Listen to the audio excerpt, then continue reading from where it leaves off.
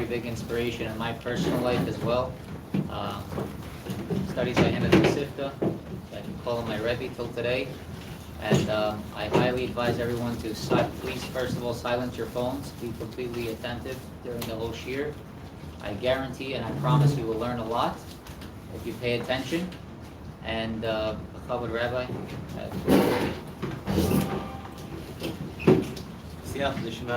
First of all, I'd like to thank, much esteemed and honored, Yaakov, for inviting me here to speak to you tonight.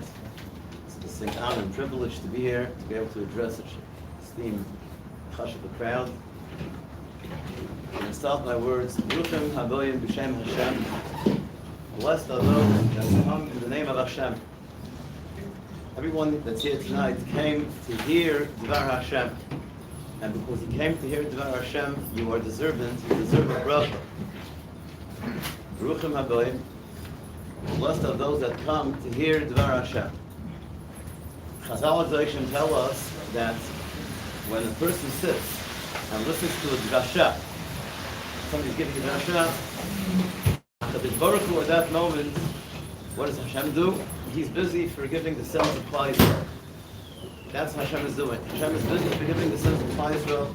That's how important and that's how precious it is to come and listen to Dvar Hashem. So everyone here is already ahead of the game. Saying that Hashem is forgiving the sins of Klal Yisrael, that's an incredible statement. We know that Hashem pays a tremendous reward. Tremendous reward for a person that's Mekayim mitzvot. Okay? Hashem pays tremendous reward. Can they hear him at the least and understand? No. Louder is better. Are you able to hear me back there? Hashem pays tremendous reward for Kiyum HaMitzvot. I'm going to relate to you a small incident that happened, just to highlight this. This is not what I'm coming to talk about, just to bring out this point. There were two women, two elderly ladies, who had married all their children already, the grandchildren were probably ready, and they didn't really have a day, they were retired, they didn't have much to do. They decided they're going to go around collecting money for people that are not fortunate enough to be able to marry off their own children. People that, whatever, they were some men, and not that kind of situation. And they went to raise a lot of money. They went around from city to city to raise money. They did this for many years. And they married off many people. Now, they got very close to one another over the years, and they made a pact. They said one step to the other, came of age. He said of that, whichever one of them leaves this world first, if they're going to get an opportunity, they're going to allow them, in a Shemayim, to come into a dream, to come back into a dream, to the other, to tell them how they're doing, what's the situation with them, what do they have to work on, what do they have to improve, etc. And they made a pact with the two of them that that's what they're going to do. And so it happened that a couple of years passed by, one of them left the world, and did not show up to the other for a long time. Months and months passed by. Actually, an entire year passed by when finally she appeared to her friend in a dream. And she apologized that although she agreed to do this, she was busy with her din v'cheshbon up there for her first year. She was busy giving a din v'cheshbon for her entire life. She was busy with that. And then she said that really she can't say anything. They don't give any permission to say anything. That's not what a person's role in this world is. A person in this world is supposed to figure it out. But one thing they give her permission to say, one thing they could say, and that's what she's going to say. And she told them like this: you cannot imagine how Hashem rewards people for doing the right thing. You cannot imagine. I'm going to give you one example, and with that I'll say goodbye. And what she said was like this: you remember that we went to a certain city to raise money. We knew there was a very wealthy man living in a certain place. We knew the area. We even knew the block that he lived on. We did not know the exact house. We did not know the house. When we walked into the block, we didn't know where to go. So we didn't know where this person lived. And then a person came out of a house, and we asked him, Mr. So-and-so, where does he live? And this person turned and he pointed and he showed to a house. And she said like this: if you would be able to see the reward, what waits for this person for just this little action that he did, you'd faint. Here's that. You would faint. If you see how Hashem is going to pay this person's schar, what fraction of a mitzvah did this person have? How difficult was it for him to do this, to point to a house? But nevertheless, it was part of a mitzvah because we're talking here about somebody raising money to marry somebody off, etc., etc. So he has a minute fraction of a part of a mitzvah. And that's what she said to her. You can't imagine how Hashem pays that. Now, what I want to speak tonight about is really the key of why we are here in this world in the first place. What's our purpose in life? And let's try to talk. It's a very big topic. I'm going to try to cover as much as I can, Be'ez Hashem, in the time allowed. We try to bring up certain points. Let's start with the parasha this week. This is Parashat Shalach. We all know that this is the week that we read about the story that Klal Yisrael they came to Moshe Rabbeinu. They asked Moshe Rabbeinu to send spies. They were about to go into Israel, and they asked to send spies. And it appears to be that Hashem was very displeased with them for doing that. He was displeased. He said that, look, I told them that it's a great land, and they don't trust me. They want to check it out. It's very, very, very difficult to understand this. Very difficult to understand this because the truth of the matter is before you go conquer a land, you're supposed to send spies. That's part of the deal. In fact, Moshe Rabbeinu's student Yeshua ben Nun, right, did the exact same thing. There was no problem, there was no issue. He later sent spies, and that was fine. It was okay. And no way in the world would he done that if this had been something problematic with that. Especially they got burnt. They were in the desert for close to 40 years. 40 years. It was a disaster. What happened? So what does that mean that Hashem says, I told them it's a good land, that's what they want to spy? They want to spy to see what's the best way to come in, how to enter, what's the situation? And then it sounds like this. Hashem said the following. They're going to go and spy, they're going to check the place out. I swear, I swear by their lives, that I'm going to give them a place to make a mistake. I'm going to give them a mokam l'tais. I'm going to give them a place to make an error. And that's what they did. That's what happened. And it's very, very hard to understand that. Hashem is looking to trip up somebody. Hashem is taiva meitiv. He wants everybody to succeed. He doesn't want anybody to be tripped up. And not give them a place to trip. Why would he give them a place to trip? What's the point of that? What's the idea behind that? What's going on over here? We're a couple of weeks away from Shavuot, Matan Torah. We all said Nasiv and Nishma, everybody the wrong way. Everybody made a Kabbalah. We'll discuss a little bit about what Chazal tell us took place back then, because it really, really talks to us. When Chazal tells us what took place back then, it speaks to us. First of all, when Hashem came to Klal Yisrael and he asked them, do you want the Torah? They said, Nasiv and Nishma, we're going to do, we're going to listen. We're going to do, and we're going to hear. Right? So that's a very, very interesting thing, because if you don't know if you're not listening, you didn't listen yet, then what are you going to do? What are you doing? Do, and then you're going to listen. What does that mean? So, well, Hashem responded in a very positive way to that. And Medrash says, the Lashon, that Hashem said, Mi Gil Razel Abana, who revealed the secrets to my children, that they speak in a language that the Malachim speak in. This language Malachim speak. If they say Nasiv and Nishma, who revealed this to my children? A very enthusiastic response to Hashem, that Klal Yisrael said, yes, we're going to do. We don't know yet what, we trust you. That's really what it means. That's what it implies. We trust you, whatever you're going to tell us, we're okay with it. So Hashem said, who revealed the secret? So on the one hand, and that's how everybody understands this to be, is that it's a compliment. But if you listen to the words carefully, who revealed the secret to my children? It's a secret. Why is it a secret? It's a secret. When it's a secret, a secret is meant to be a secret. You know, if a person reveals a secret, he's called a Hadlach Rachel Megal L'Zayt. It's not a compliment to a person to reveal secrets. Even if a person told somebody not a secret, he told him something privately. He didn't tell him to keep it secret. He's not supposed to reveal it. So when Hashem calls it a secret, who revealed the secret? There's some kind of a connotation there that, what does that mean? I want to discuss that with you. Is that we know that a human being is comprised of two very, very, very different components. Very, very different components. A person has a body, a person has a goof. That body understands one thing only. Body. It understands one thing only. What the body wants, what the body needs. He's hungry, he wants to eat, he's tired, he wants to sleep. He doesn't understand what's right and what's wrong, and what's important and what's not important. He understands one thing, the body. On the other hand, the person also has a neshama. which comes from a very, very, very high place. And that neshama is very unhappy with just what the body wants, extremely unhappy. And that's one of the reasons why people in life generally aren't happy, because really what drives them, what makes them live, their core is the neshama. And if that neshama is not happy, they're not going to be happy. So what's the neshama is ruchni. Neshama is a spiritual thing, it's spirituality. And the person is faced with a big, big struggle, these two things. There's on the one hand, there's neshama is talking to him, on the other hand, his body is talking to him, and he is like caught in the middle, and he has to somehow figure it out. He has to work with what he has to try to. Now, Hashem is the one that created this entire situation, and he said that there's no way in the world that you're going to be able to succeed in this battle unless you're going to learn, study Torah. I'm not talking about learning Torah to know what to do. I'm not talking about learning for informational purposes. I'm talking about studying Torah for the Torah in and of itself. Because the Torah in and of itself is the apex, it is the highest point of spirituality that a person could possibly attach himself to. And this is, in a certain way, that's Hashem himself. And if a person attaches himself to Torah, then he is attached to Hashem, and he's capable, he has a fighting chance. He has a fighting chance. These are not my words. This is the words of Hashem. Gemara says this.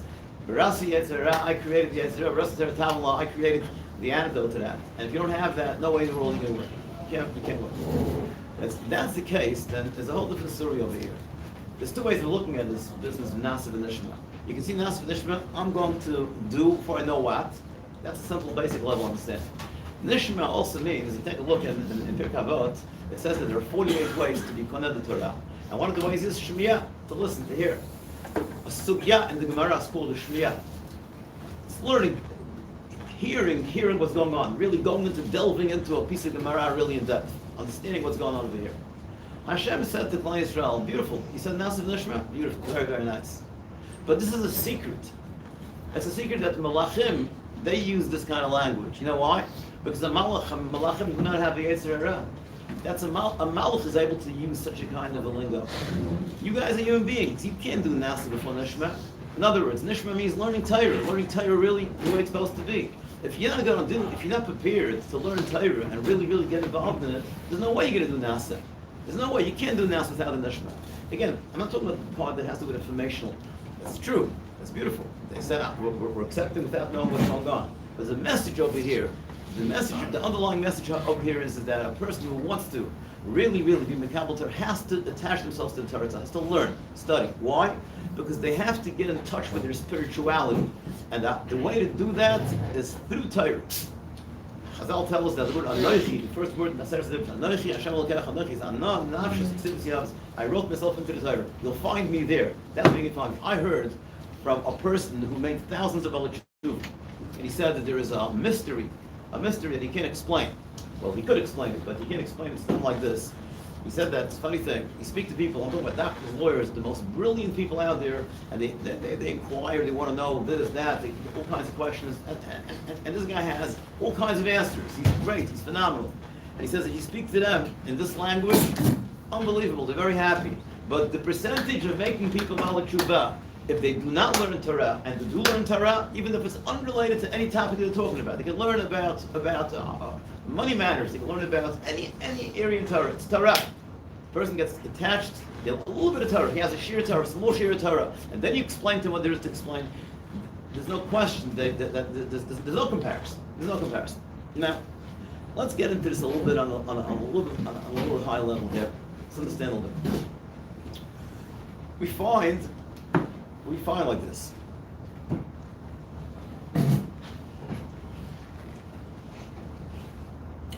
Let's start my words this way.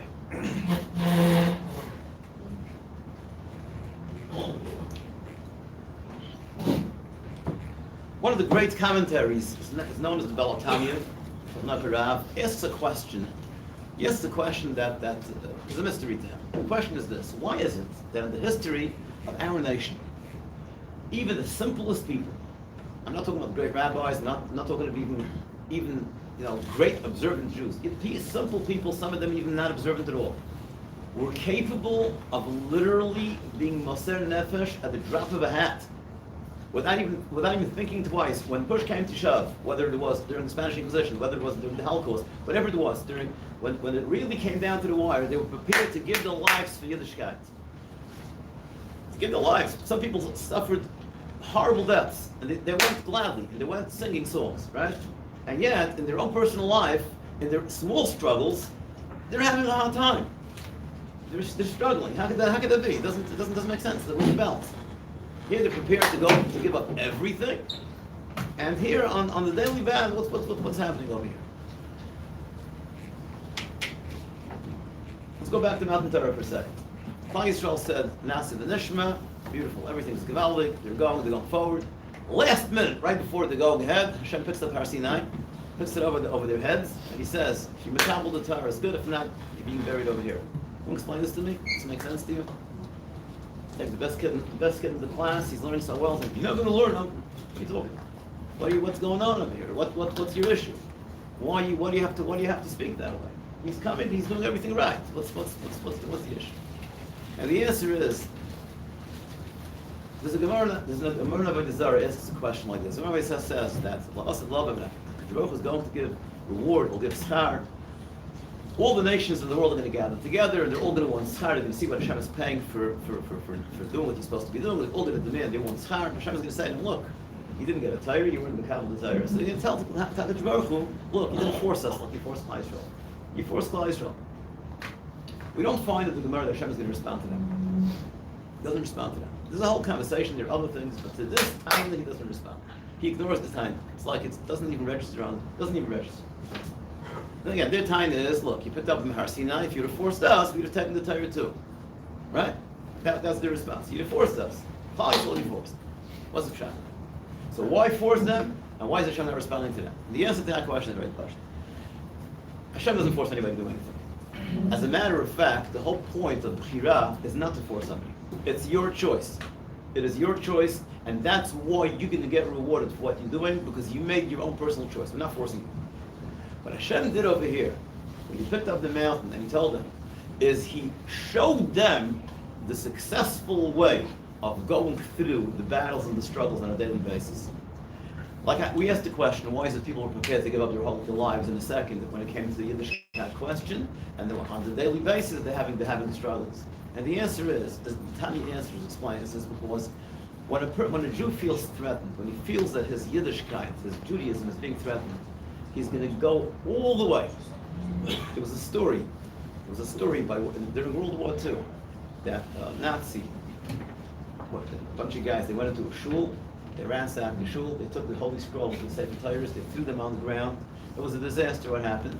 And in the frenzy of all of this, one of these animals turns to, it happened to be a non-observant Jew. He turned to a Jew, the first person that he saw, the person happened to be non-observant, and he says to him, "I want you to step on it." The guy stopped and he says, "I can't do that." And he says, "If you're not going to do it, I'm going to shoot you right here, right now." He says, "I can't do that." And the guy shot him and he killed him. He died al Kiddush Hashem. This guy here, you have a person that went straight to Gan Eden. He was a non-observant person. What's the shot? That he wouldn't do. Why? Because that was mamish, the essence of his Judaism. If he's not such a good Jew, but this is not going to do. That's the error. The error is thinking that he can do Averot and not be observant and still think in his mind that he's a good Jew. That's the problem. Because when he thinks that no, that's where you're going too far, there he's going to fight he'll fight tooth and nail, to his last breath he'll fight. That Hashem told them, you told me Nasiv Nishma, you ready to go for it? No, fine. So once he told me you made the Kabbalah, then I'm going to show you how to succeed. And the answer is this: when the Yetzer Hara comes to you with something, remember what I'm doing right now. I picked up the mountain on your head and I said to you, Mekabel Torah, or else you're being buried over here. If you're going to look at every last thing that you're doing, you're looking at every challenge you have. If I don't withstand this challenge, this is the end, then you're not going to have a problem being it. The problem is when you think, oh, it's fine, it's okay. It's not so bad. It's not so bad, it's only this. If you're going to look at it, that it's all or nothing. It's all or nothing. The truth of it is, it's not really all or nothing, because even the smallest thing that a person can do in Yiddishkeit is a tremendous thing. What I'm trying to tell you here, the message here is that a person should know and understand that one of the tactics that the Yetzer Hara has to, it's only this. It's only this. But if a person's going to look at it, it's not only this, because you're really going to use this as a springboard to that. And that you're going to use a springboard to something different. And before you know it, you're going to get, he'll get the person in such a situation that he's not going to be able to find his way out. And that's what he does. He's very, very, is very, very, very sly.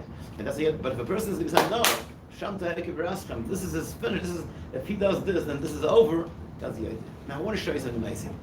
In the beginning of the Torah, there is a story, a hard, difficult story to understand, Cain and Hevel, two brothers. Let's go over the story. You all know the story. Let's do this very, very quickly. Hevel brings a carbon. Sorry, mistake. Cain brings the carbon. Cain brings the carbon, first person to bring a carbon.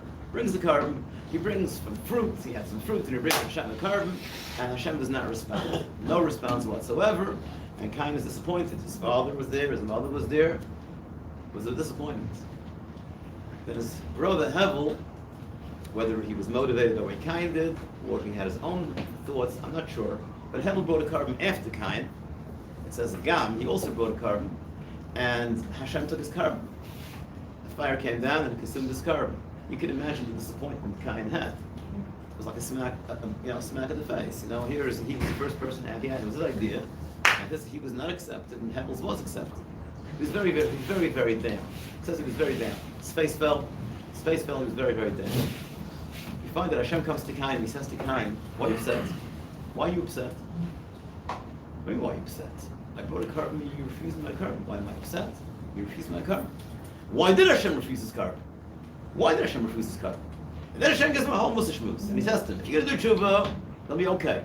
Then you're going to be raised up and elevated. But if not, you should know that the Yetzer Hara is going after you, hook, line, and sinker, and he's going to and he's only busy with you. He's not interested in anything else. He's only busy with you, and he's going to destroy you.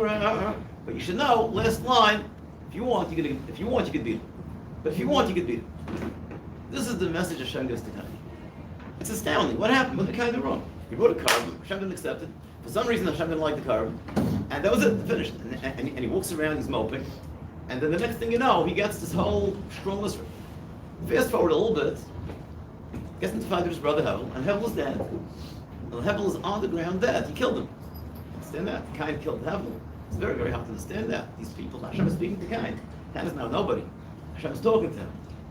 So he kills Hevel. What's Hashem? Why did he kill him? And then it becomes even more surprising. Hashem asks Cain, where's your brother? And Cain's response to him is that, am I his keeper? Hashem, I'm supposed to watch him over my brother. But he's trying to fool Hashem. He's trying to trick him. I'm not happy with him. He was the first person to bring a carbon. He's bringing a carbon, that means he understands Hashem is Hashem. He understands that Hashem created the whole world. So the one that created your eyes, I think, is able to see, no? The one who created your brain knows what's going on in there. No. So what are you doing here? You're trying to fool Hashem? He said, am I my brother's keeper? Or so you're trying to trick Hashem? What's the story here? What's going on here? So in the Mefarshim explains that there's a story here, a story behind the story, and the story is this: the fundamental issue that Cain had a problem with, and the issue is this: Cain brought a carbon. What does a carbon mean?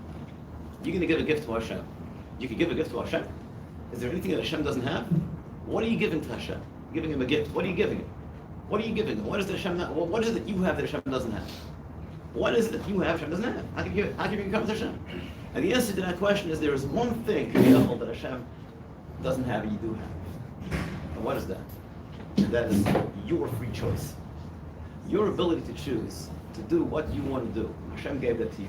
In fact, you should know, the only species in the universe that has that power is a human being while alive in this world. No animal, no angel, no tzaddik who's very Gan Eden for many, many years has that power. But should pay any money in the world to come back down to this world for one more second to be able to choose on his own to do what Hashem's will is. He can't. He's not given that opportunity. He lived and it's over. He's now in the Olam Haschar. In this world to choose, that's what we have. So Cain went and he brings Hashem a gift, and it says, Mepri Adam, he brought him some fruit. Bring me fruit. Fruit I need. What did Hevel bring? It says that Hevel brought, Hevi Gamhu. What do you mean he brought Gamhu?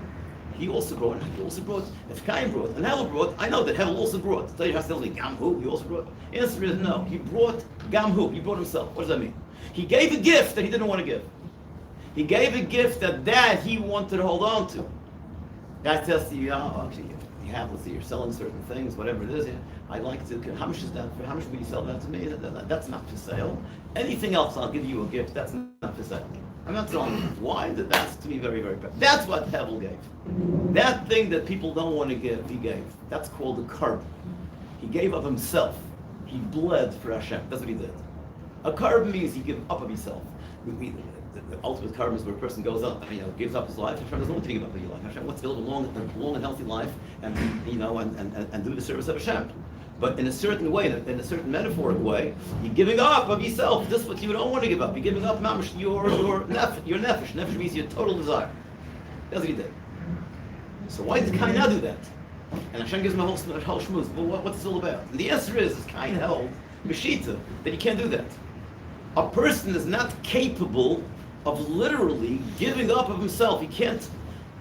To say that a person has total, complete bechira, total, complete choice, that he could control his life and do anything he wants with his life. No, that he can't. A person has limitations. Cain felt that way. He has limitations. And Hashem said to him, my dear friend, tell him, you should know the Yetzer Hara, that's attacking you, that's putting these ideas into your head. And what it's all about really is bechira, free choice. And if you're not going to get this idea straight in your head now, you don't know where this is going to end. And that was what this Message was about. Hashem right away foresaw what's going to happen. So when Cain says to Hashem in the end, after Hevel was killed, and he says to him, Hashem, you know what he's really saying? Am I my brother's shamer? Am I supposed to watch my brother? Meaning what? You are the shamer. If you didn't want him dead, you're G.O.D., you're Hashem. You should have seen to it that he doesn't get killed. No. I lost it. That's what he said. I lost it. I got so upset and I wasn't able to control myself. That's what he said basically. What do we hear in this parsha? What's the message in this parsha? Hashem told Cain right away that you have complete, full control over it. That's the last line of it. He said, the Yetzer Hara is very strong and he's coming after you, but you could be Mishal over him. It's up to you. It is up to you to do it. And if you want, there's nothing that you can do. My Rabbi, I want to tell you something. We're living in a very, very challenging generation. There's no question about it. We're challenged from all sides. Walking on the street in the daytime, this time of year, is a Nisayon Gadol V'Norah. I don't have to tell you about the Nisayon with technology. I have to go tell you what the Nisayon is. Everybody knows it. We're surrounded, we're drowning in it. It's around us all over the place. A person in today's generation that has the good sense to understand that we're mabish in the last generation before Mashiach is coming, and that's the reason why we're facing such tremendous nisyanot. He has the good sense to understand that. And at the same time, he also knows that he's capable. If he wants to, he could do it. He's a fortunate human being. He's fortunate. I want to tell you something. My mother was 14 years old when she arrived at the gates of Auschwitz. She was 14 years old. My mother came with the whole family. There were many, many people around there. It was chaos. Dogs the size of horses were running around, tearing the people. It was chaos. The way she described the scene to me was horrific. Her mother told her, "They're going to ask you how old you are. Lie about your age." Her mother never, ever, ever told her to lie. And in fact, lying was to, "They're going to ask you how old you are. You're 17. Pull yourself up as tall as you could. And I don't want you to take a baby into your hands. Not take a baby into your hands." She knew her mother had the information that they're not going to separate mothers from children. Whoever had a baby, everything went left meant to the guest chambers. She thought that this is her oldest child, and she had a fighting chance to save this child. And thank God she did. Her mother says 17, and she did not take a kid into her hand, and they sent it to the right side. It was a selection. They selected right to left. I just heard from a friend of mine, a close friend of mine, interesting, that his mother also was 14 years old. Except his mother was not a mature 14 years old. She looked like a very, very young girl at 14. She had a older sister, 17 years old. It's throwing this as an anecdote. This kid, I didn't know the story. Her older sister was 17, and she looked like a 17-year-old girl. She looked like a little child next to her. When she came to this election, she was sent left. And she already knew. Somehow, she found out what that meant. So her older sister, who she was very close to, her parents are no longer there, went to the right side, and this little 14-year-old girl found herself alone on the left side, and she knew that she's going to die. And she stopped. She started crying. She started speaking to Hashem. And she said these words. His mother told me the story over many, many times. These are the words. Hashem, I very, very, very much want to live. I very, very, very much want to live. And I promise you, if you're going to make me live, if you're going to give me a chance, I'm going to raise religious generations for you. I'm going to raise religious generations for you. She barely uttered these words out of her mouth, where somebody on the side of the right recognized her and called her over. It was like breaking every rule. Called her over, and they opened. It was sealed shut. So they opened up for her. She came in. It's an amazing thing. And she stood again on the line, and again she stood in front of this Nazi who made the selection. And amazing that this person, he must have seen thousands of people. When he saw her the second time, he said, "You were here already once." He recognized her. So she said that, yeah, but I have an older sister, and I want to be with my sister. My sister watches over me. I want to be with my sister. So he says, "What's your sister's name?" So she said. So he called one of his workers there, and he said, "Go get her." And he announced to call the sister. When the sister showed up, she was like a sheep. She thought she thought she was terrified, and she came up. And this Nazi looked at her, and she says, "You're a sister?" She says, "Yes, and I take care of my younger sister." And he looked at the older sister, looked at the younger sister, back and forth a couple of times, and he gave her like a smack behind the head, and he told her to go. And he sent her to the right side. Amazing. So this girl literally, mamish, she, in the end, mamish, bottom of the ninth, the last possible minute, she went to the right side, and she got saved. Why am I telling you these stories? Because we are in the exact same position today. We have to be aware of this. Except there is nobody there, there's no German asking us how old we are and sending us right or left. We are the ones making the decision. Well, we're going right or left. And this question is being asked of us every single day, numerous times throughout the day. Is your decision going to be right, or is your decision going to be left? You have to understand like this. Take a look around us, not here in this room, look around at our neighbors, meaning the people where we live in. Take a look what goes on in their schools. Take a look what goes on in their lives. Take a look what's considered today in the non-Jewish world normal. Ask yourself, what's considered today normal? Ask what happened today in society, in our society. What's considered normal, what's not considered normal? You should understand that you can be, and by the way, they're not bad intentions. They're all well intentioned. Most of the people are well intentioned. They mean well. They mean well. When they decided that plastic bags are not good, they meant well.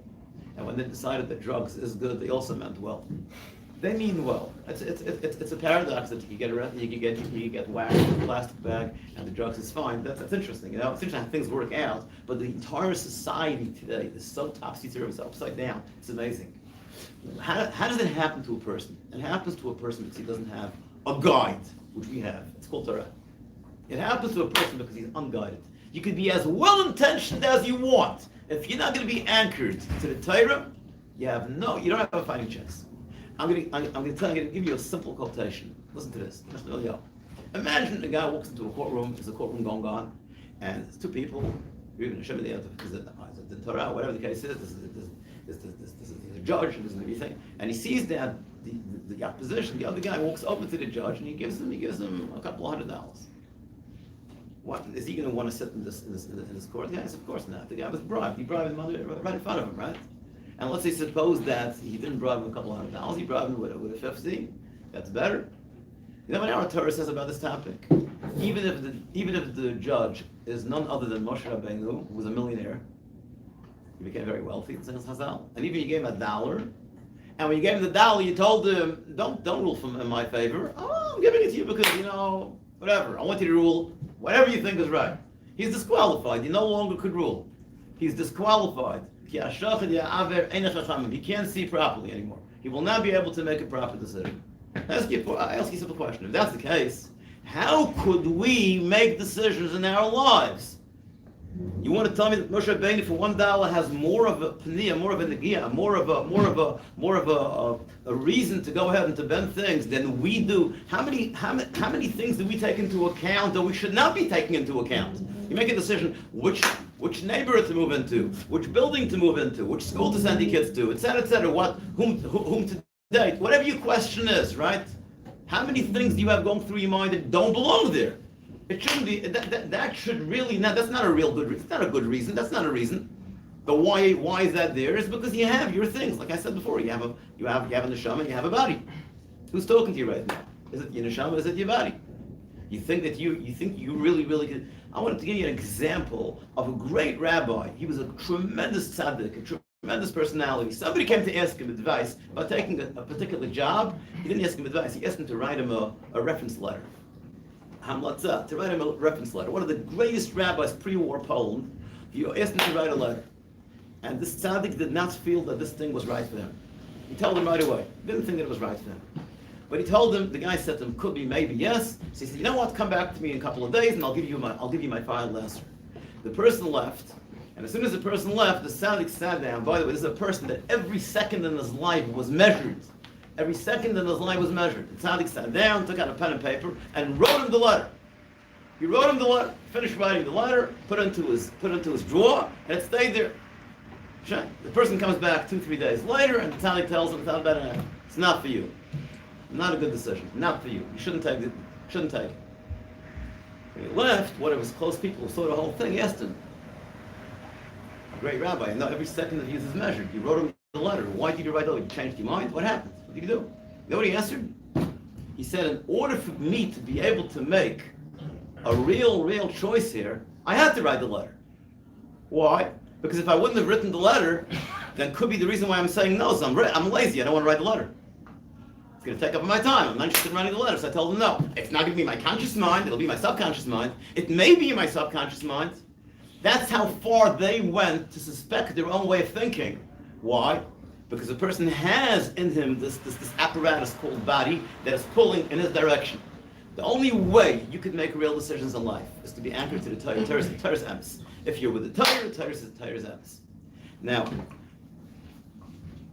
I want to tell you this. I told you I started off my words by saying that for pointing at a building, what kind of schar Hashem pays. Could you imagine what Hashem pays for a person walking down the street and watching his eyes? That's not easy. That's not easy. Nobody in the world knows where your eyes are and where your mind is. It's a pure mitzvah. There's nothing else there. If a person is davening well, people see you. If a person is learning, people see you. Could be there's a certain component of having a good name out there. What's going on in your mind, nobody knows. Hashem knows. What's going on with your eyes, nobody knows. Hashem knows. Can you imagine what kind of schar you get for doing such a kind of a mitzvah? How great that schar is? That's good. So I'm encouraging you all. I know that it's a struggle. I know that it's a battle. But be aware that if you make the Kabbalah, you'll be able to do it. I want to tell you a fascinating thing. You know, when Klal Yisrael went to battle against our mortal enemy, Amalek, what ended up happening there in that battle? They tried to win. They tried to defeat. It was a very, very big battle. Moshe Rabbeinu was standing with his hands upraised, held high, yeah? And it says that his arms, became heavy. It doesn't mean heavy. Moshe was a gibor. It doesn't mean he became heavy. It means it was a big battle, a spiritual battle. It was a big, big battle. So Aaron was out battling. Aaron came and stood at his right hand, and he held up his arm on his right side, and Chur came on the left side, and he tried to, and Moshe Rabbeinu stood like that till the end of the day, and at the end, they defeated them, but they were not able to finish the job. So after this whole episode, Hashem comes to Moshe Rabbeinu, he says like this, you should write this into the Sefer. You should know, I'm going to wipe out Amalek. What does it mean I'm going to wipe out Amalek? I'm going to do it for you. In Parshas Kiseitze, there's a mitzvah say in the Torah that Hashem tells us to wipe out Amalek. It's a mitzvah say in the Torah that we have a mitzvah to wipe out Amalek. What Hashem's going to do for us? Hashem says, I'm going to put on film for you. It's our mitzvahs. What are the Torah mitzvahs? I'm going to say, what does that mean? What does that mean? My dear friends, the Chavos of Rabbi says like this: in order for a person to do anything in this world, three things have to happen. Anything a person to do. A, he has to plan to do it. B, he has to implement the plan. He has to start doing. C, it has to work. Chavos of Rabbi says part A and part B is up to a person. The person has that power. He could make a decision. It's part of his bechira, part of his choice. He could think, he could plan, he could implement. But to make it happen, that's up to Hashem. That's up to the last part is up to Hashem. That's what you have to daven. You have to ask Hashem to help us make it happen. That's up to Hashem. Mechias HaMelech was a very, very big battle. And they tried their hearts out and they couldn't do it. They couldn't finish the job. So Hashem said like this, you tried? More than try, I don't ask of you. I want you to try. What ended up happening is, Moshe had his hands upraised, Aaron came to the right side, Hur came to the left side. So Hashem says, Emche. Take a look at the word Emche. What is the word Emche? You have an Aleph, a Mem, and a Ches. And then a Hey. The Mem is Moshe Rabbeinu in the middle. The Aleph is Aaron on his right side, trying his hardest to help him out. The Ches is Hur on the left side helping him out. They're doing whatever they can to win this war. They couldn't. And Hashem says, Hey, that's me. I'm going to finish the job for you. What you have to do, my dear friends, is start. You make a Kabbalah, and Hashem is going to finish the job for you. You have to start, as difficult as it may appear, and sometimes people think, do you know what Cain thought? Cain thought, yeah, of course, Cain was a great personality, there's no question about it. But there was, at a certain point, up to here I could go. Higher than that I can't. What's the carbon? Complete Mesiras Nefesh. Give it completely up. That I can do. Just you could do it. All you have to do is try. All you have to do is start.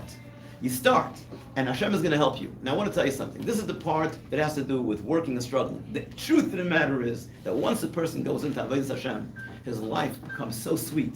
There's nothing sweeter in the world than being a Shomer Torah mitzvahs. There's nothing sweeter.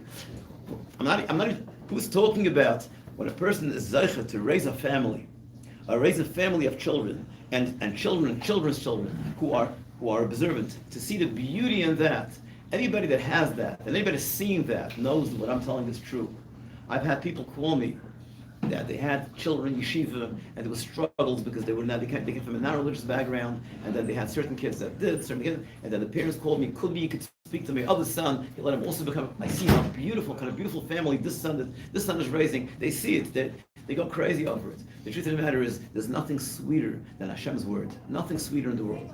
All we have to do is just get into it. We get into it, but we have to get into it completely. We can't do it half-heartedly. We do it, you do it, and now again, I don't want to make you feel here it's all or nothing. It's not all or nothing. Whatever you could start. You start. You say to Hashem, look, I'm going to start here. I heard something tonight. I'm going to make a Kabbalah now. I'm going to start. Now I want to finish my words. One thing I have to tell you: when it comes to making a Kabbalah, one thing you have to know. Remember when Moshe Rabbeinu came to Klal Yisrael, they had a simon. How do you know who's Mashiach? Who's going to be the Goel Tzedek? He'll say something. He'll use a certain word. What? Pakadivka, yeah. L'maisa, what did Hashem tell Moshe Rabbeinu? He told when he sent him, he told Moshe Rabbeinu, Eya Asher Eya. That's what he said. I will be what I will be. What does that mean? What does that mean? So I'm not going. This is very, very deep. I'm going to say on a very, very basic level. You know what Eya means? Eya means I will be. It says in Svarim that the word Aleph K Yud K is the Shem Shel Tshuva. It's the name of Tshuva.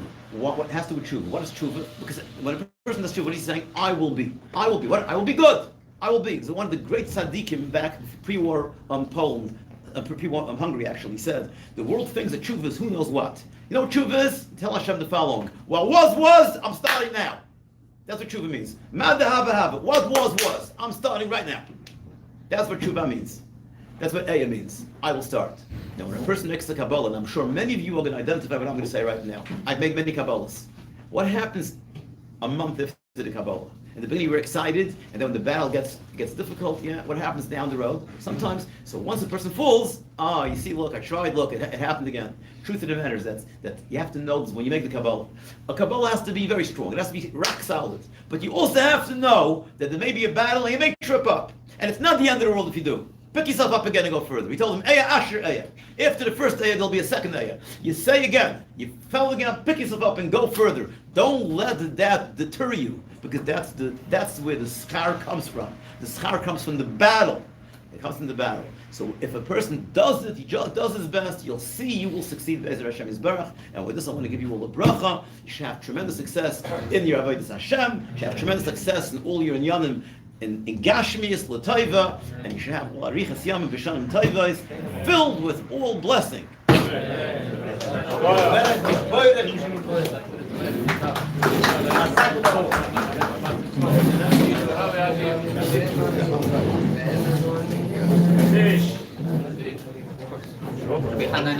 Shalom Eretz Israel.